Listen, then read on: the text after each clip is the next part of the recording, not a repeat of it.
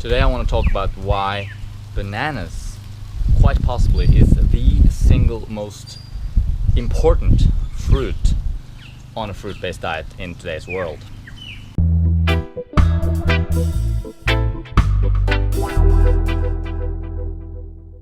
You know, there's plenty of fruits out there. I mean, there's a lot of fruit in the world. Thousands and thousands and thousands of species and varieties and different fruits, you know, it's amazing. But you're not going to be able to find those fruits at all times, at all places, and at the high quality. Whereas bananas, you'll find pretty much everywhere. It's probably one of the most cultivated tropical fruits of today. You know, everyone eats bananas. Whether you're in Costa Rica, where they have excellent bananas, or you're in Norway or Alaska or, you know, anywhere else, you'll get bananas. We got bananas in Norway, and you know, they do the job.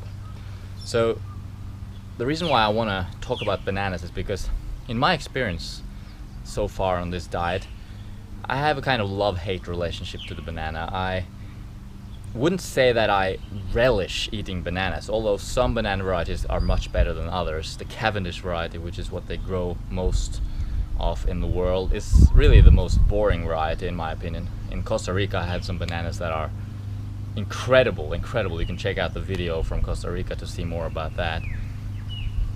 But okay, so bananas are not really that delicious and that amazing, and I'd much rather eat a mango, you know, like a sweet, juicy mango that just explodes with flavor.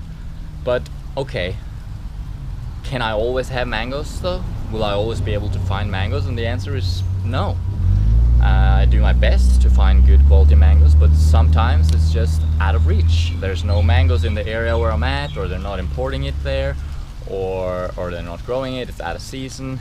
And even now, like here in Cairns, there are mangoes at the market, but for some reason the price is really high, and at the moment I prioritize other things in my life, so I'm not willing to spend that amount of money on mangoes. What's the solution? Bananas. Bananas is the solution. I eat lots of bananas. They are cheap, they are reliable, meaning you will always find bananas. You can go to any supermarket around the world and you will find bananas.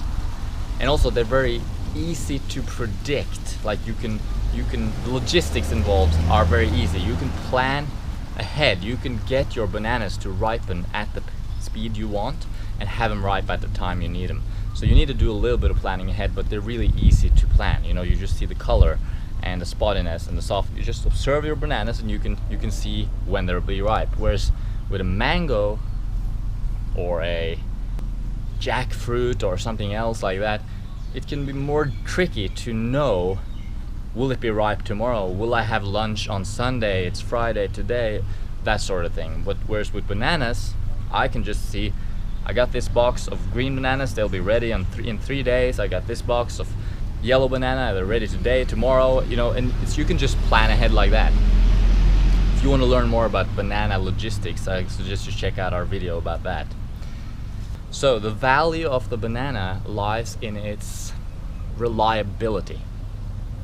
It's reliable. You will get those calories. That's another thing.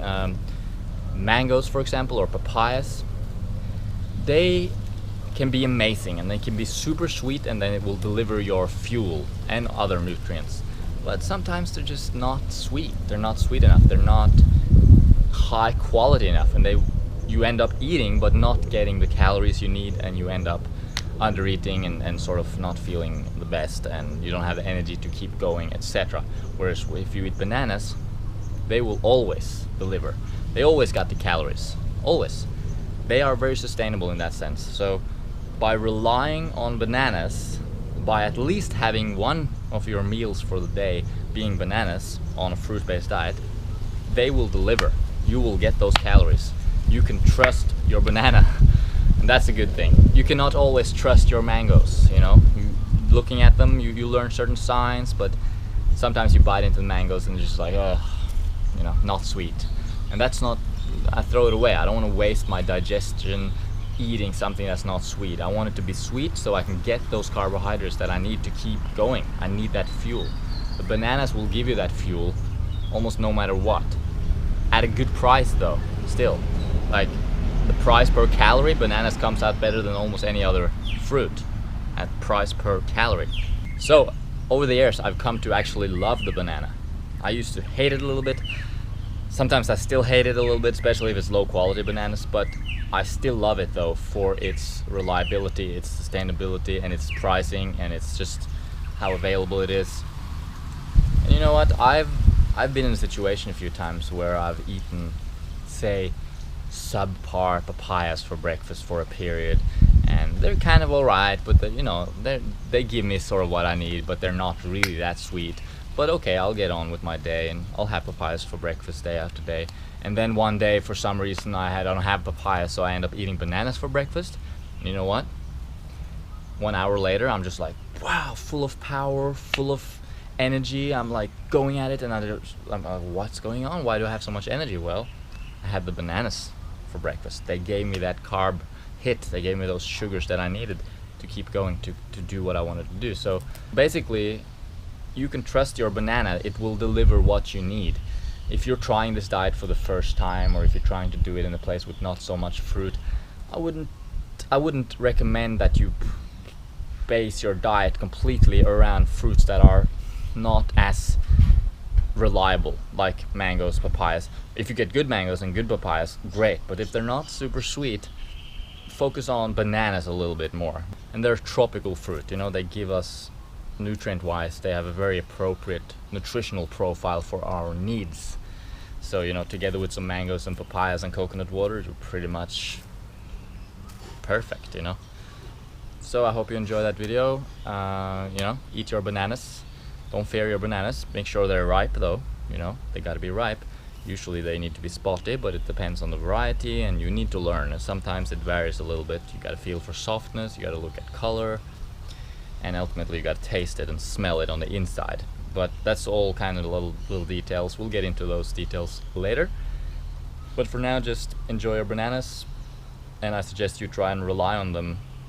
Depending on your situation, they might make up 50% of your caloric intake, I would suggest, rather than relying on very low quality fruit that is not sweet. If it's not sweet, don't eat it. It should be sweet.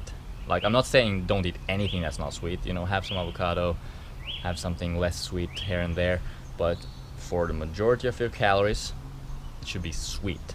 If it's not sweet, it doesn't have the calories that it's supposed to have. So just remember that when you're eating.